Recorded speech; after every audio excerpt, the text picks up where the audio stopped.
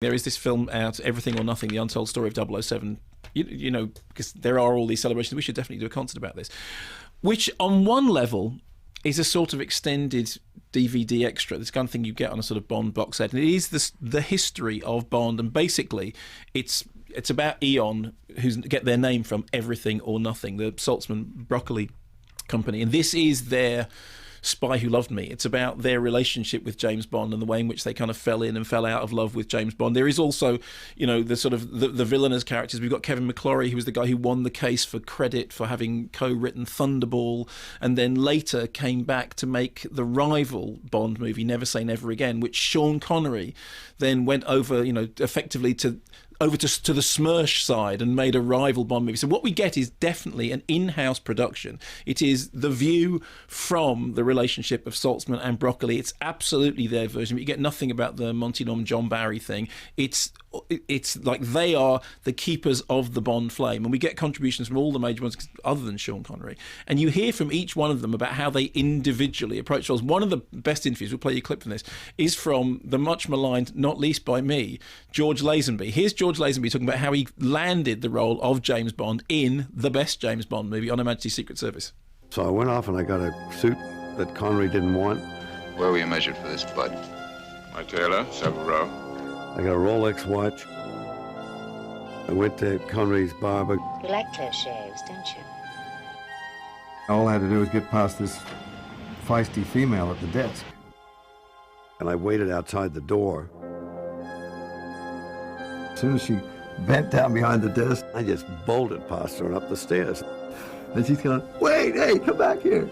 But it was too late. I was already up the stairs and leaning on the door saying, I heard you looking for James Bond.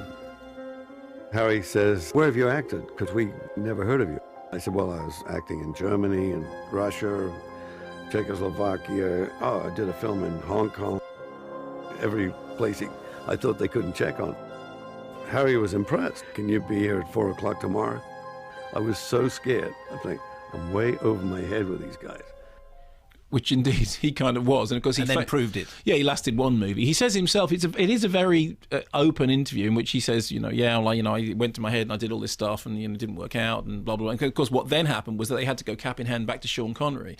There's an interesting thread all the way through about Connery realising that the franchise has made him a superstar, but on the other hand, feeling that the franchise owes him more, and so there is this tensions between the producers and Connery feeling that they're somehow not quite doing right by him. And then there's this awful moment when they have to go back to him and say, look, please, can you come and save the Bond franchise? And then later on, when the whole Never Say Never Again thing looms into view, and it is seen as this almost kind of Shakespearean act of betrayal. We made you, and now you've gone off and done this other thing.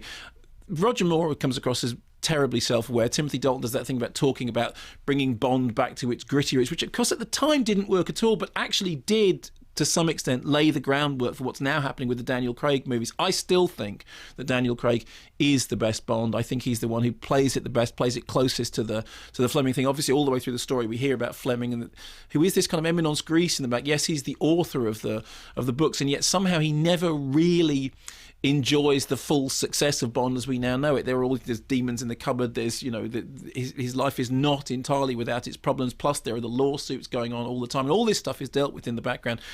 And then of course you get Pierce Brosnan telling the whole story about how he was going to have the role, and he had a television series that he had to hold on for 60 days. They said, okay, the role is yours, and then on the 60th day the TV series rang up and said, no, we've picked up the option. And what's nice about it is, he even says at one point, I think it's either him or Roger Moore says, look, we're part of a very small group of men that have played James Bond. More men have walked on the moon. Because we don't get the stuff about the original Casino Royale. We don't hear about that. And Bob Holness, who of course did do it on the radio, didn't he? I'm asking you as Bob Holness's... Erstwhile, yes. Didn't Bob Holness play Bond on the radio? On the radio, yes, in South Africa. We don't hear about that, but we do hear about Jimmy Bond, the American version, which I have to say was completely new to me. So it's Excuse me? Jimmy Bond. There's a Jimmy Bond, Casino Royale, yeah. I mean, yeah. Jimmy Bond? Yeah, he's James, but of course he's Yank, so therefore he's Jimmy Bond.